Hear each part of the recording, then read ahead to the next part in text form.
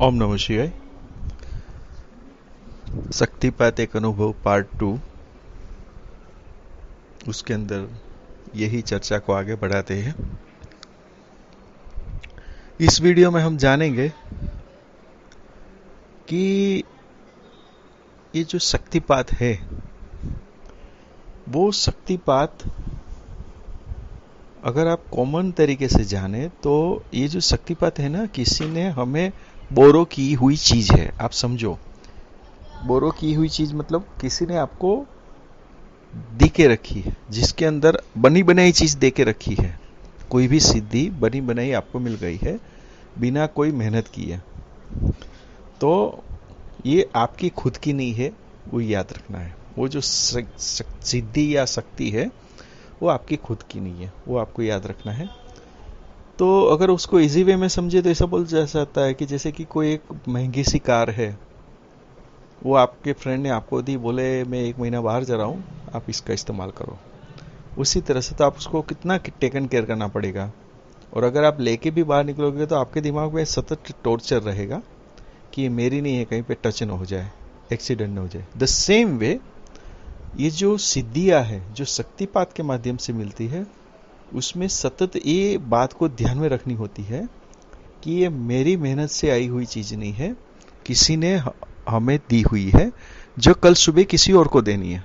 ये बात एकदम से याद रखनी है। दूसरी, वहां पे जैसे अवेयरनेस है, वहां ऐसे ही यहाँ पे अवेयरनेस रखनी पड़ती है कि ये सिद्धि के अंदर जो भी रूल्स एंड रेगुलेशन दिखाए जाते हैं वो रूल्स एंड रेगुलेशन को पालन करना पड़ेगा, अन्यथा वो सिद्धि अपने आप ही नष्ट हो जाती है।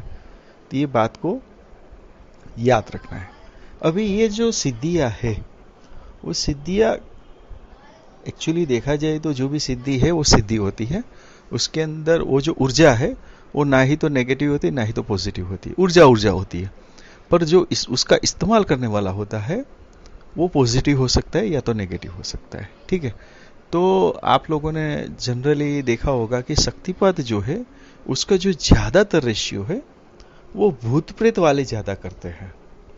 ऐसा नहीं है कि आध्यात्मिक शक्ति वाले नहीं करते, आध्यात्मिक शक्ति वाले भी करते हैं। उसके बारे में अलग से टॉपिक लेके उस चर्चा करेंगे। आज हम बात करते हैं कि ज्यादातर शक्तिपात जो है वो भूत प्रेत वाले या तो नेगेटिव ऊर्जा वाले लोगों को ज्यादा आवश्यकता होती है। क्यों? क्योंकि वो यक्षिरी होती है और उसके अंदर एकदम शॉर्ट टाइम में दी जाती है। तीसरा कि जैसे उसने कुछ मेहनत की ना की हो, पर जब उसको ऐसा एहसास होता है, देखिए उसमें होता क्या है मैं बताता हूँ।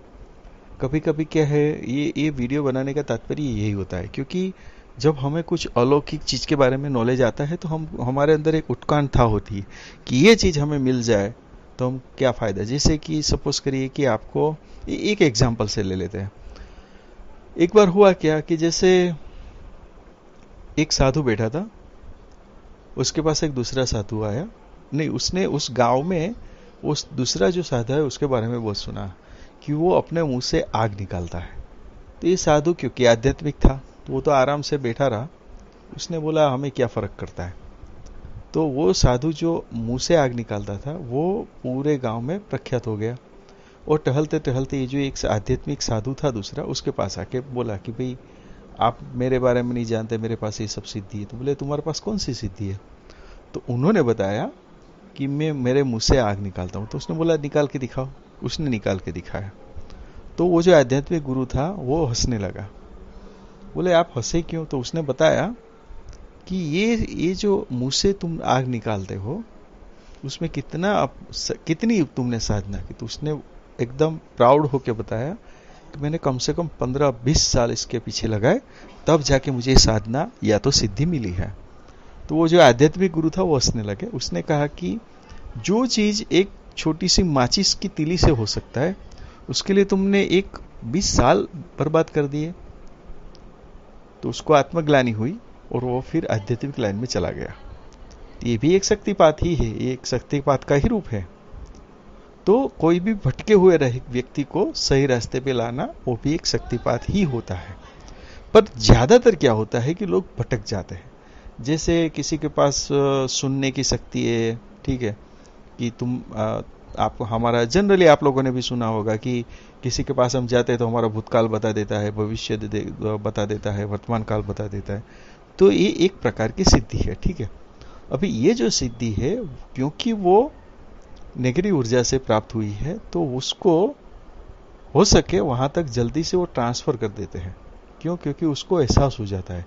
कोई भी चीज आप अगर नेगेटिव ऊर्जा लेते हो तो वो उसके सामने उसकी खपत मांगता है, या तो वो उसका असर दिखाता है।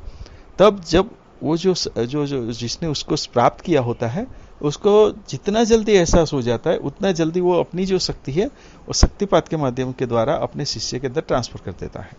क्यों? क्योंकि उसको पता चल जाता है जब कि भाई ये जो सिद्धि है वो मेरे काम की नहीं है, या उसको एहसास हो जाता है कि उसके बाद का जो भविष्य है वो उसके काम का नहीं है, या वो संतुष्ट हो जाता है कि उससे भी ज्यादा उसको शक्ति चाहिए। तो ये सब रीजन की वजह से वो क्या करता है, उसके पास जो शक्ति पड़ी होती है वो अपने शिष्य को ट्रांसफर कर देते हैं। ये एक लॉजिक हुआ। दूसरा लॉजिक ये होता है कि कभी कभी शिष्य क्या है, वो बहुत मेहनत करता है पर उसके किस्मत में नहीं होता है, या उसकी जो स्टाइल होती है वो सिद्धि प्राप्त करने हेतु नहीं होती है। उसी टाइम पे क्योंकि गुरु को लगता है कि हमें ये सिद्धि उनको दे देनी चाहिए, तो इसीलिए वो शक्तिपात के माध्यम से वो सिद्धि जो है वो उसको ट्रांसफर कर देते हैं, ताकि उसका लालन पालन होता रहे। तो कुल मिला के आप देखोगे कि ये जो चीज शक्तिपात के माध्यम से द्वारा दी जाती है, वो आपने अपने साधना से ली हुई चीज नहीं है। आप ये बात एकदम से याद रखो। कई बार लोग कहते हैं कि एक साधु महाराज आए, उन्होंने मुझे ध्यान में लगा दिया, या किसी ने मुझे शक्तिपात। मैं वही कहना चाहता हूं ना कि वो किसी और ने अपनी ऊर्जा आपके अंदर ट्रांसफर कर दी। आपने वो चेक करने की भी कोशिश नहीं की कि वो नेगेटिव ऊर्जा थी कि पॉजिटिव, बस आपके पास ऊर्जा आ गई, आप खुश हो गए। तो कहने का तात्पर्य क्या है कि आपको प्रयत्न करना चाहिए, यत्न करना चाहिए कि ऐसे ही किसी से शक्तिपात नहीं करवाना है।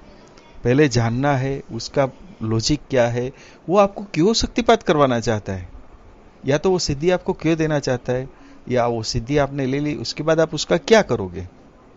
ठीक है, सपोज करो कि एक सिद्धि आपको मिल गई, बरोबर, और ज्यादातर आपने देखा होगा कि सिद्धि के बारे में सीधा ही बता दिया जाता है कि वो सिद्धि का उपयोग आप परमार्थ के लिए करोगे, अपने लिए नहीं कर सकते। बस यहीं पे बात आ जाती है। पर वो लोग क्या करते हैं कि हाँ वो तो बाद में देख लेंगे करके फिर वो सिद्धि ले लेते हैं शक्तिपात के माध्यम से। फिर कहीं ना कहीं जगह पे वो लटक जाते हैं, फिर पता चलता है कि ये तो गलत हो गया, फिर वही स्टोरी हो जाती है जो जूनी पुरानी है। तो कुल मिला के ये जो शक्तिपात है उसके लिए आपको ये सब बात जाननी बहुत जरूरी हो जाती है। ये क्योंकि एक आपका खुद का तो है ही नहीं। आपका जब खुद का नहीं है तो फिर आप उसके ऊपर उसका इंपॉर्टेंस भी मेरे हिसाब से इतना अच्छी तरह नहीं समझ सकते जितना समझना चाहिए। अच्छा, अभी का जो हाल का जो एजुकेटेड लोग हैं वो लोग क्या सोचते हैं कि जादू टोना, इसको समझते कि जादू टोना है, या समझते हिप्नोटिज्म है, कोई बोलता है मेस्मेरिज्म है। ये देखिए हर एक चीज का अलग अलग टॉपिक है। हिप्नोटिज्म या तो मेस्मेरिज्म, ये जो शब्द है या तो ये जो साइंस है वो फॉरेन की साइड पे बहुत चलता है। अपने यहाँ पे जादू के नाम से चलता है जिसको जादूगर बोलते हैं, ठीक है। और एक आध्यात्मिक कक्षा में दो कैटेगरी की ऊर्जा होती है। एक कैटेगरी की ऊर्जा है जो नेगेटिव है, दूसरी पॉजिटिव है। नेगेटिव यानी भूत प्रेत पिचास, ये सब कर्ण पिचासिनी, एक जो आपको शायद पता होगा कि जहाँ पे भी आप जाते हो और वो भूतकाल बता देता है, भविष्य बता देता है, वर्तमान, मतलब समझ लो कि उसके पास कर्ण पिचासिनी है, ठीक है। ज्यादातर 10 में से 9.5 लोगों के पास ये सिद्धि होती है। उससे क्या हो जाता है, वो आपका भूतकाल बता सकता है, प्रेजेंट भी बता सकता है, भविष्य भी बता। भविष्य ज्यादातर बता नहीं सकता, बहुत कम, बहुत नजदीक की बात है तो ही बता सकता है, बहुत लंबी बात नहीं बता दे। अच्छा, और एक लॉजिक यहाँ पे रह गया, शक्तिपात क्यों करना पड़ता है? वो इसलिए करना पड़ता है क्योंकि उसकी भी एक समय मर्यादा होती है। जब कोई सिद्धि आती है तो वो सिद्धि अपने हिसाब से एक समय मर्यादा तय करके उसके पास आती है कि भाई मैं आपके पास 1 साल रहूंगा या रहूंगी, या 2 साल या 5 साल, ज्यादा से ज्यादा 3 या 5 साल का क्राइटेरिया रहता है। वो उसी टाइम तक ही उसके पास रहता है। उसके बाद वो अपनी जो सिद्धि है वो दूसरे को ट्रांसफर कर देते हैं, ताकि वो जो है वो उसका जो भी काम लेना देना है वो चलता रहे। कुल मिला के मैं ये कहना चाहता हूँ कि जो भी आप सिद्धि प्राप्त करते हो वो सिद्धि का भी लेन देन होता है, यानी कि कुछ पाने के लिए कुछ खोना पड़ता है। ये बात आप याद रख के चलो, ठीक है। कोई भी चीज यूं ही नहीं मिलती, और ना ही शक्तिपात होने से भी ये नहीं है कि मतलब कुछ आपको खोना नहीं पड़ेगा।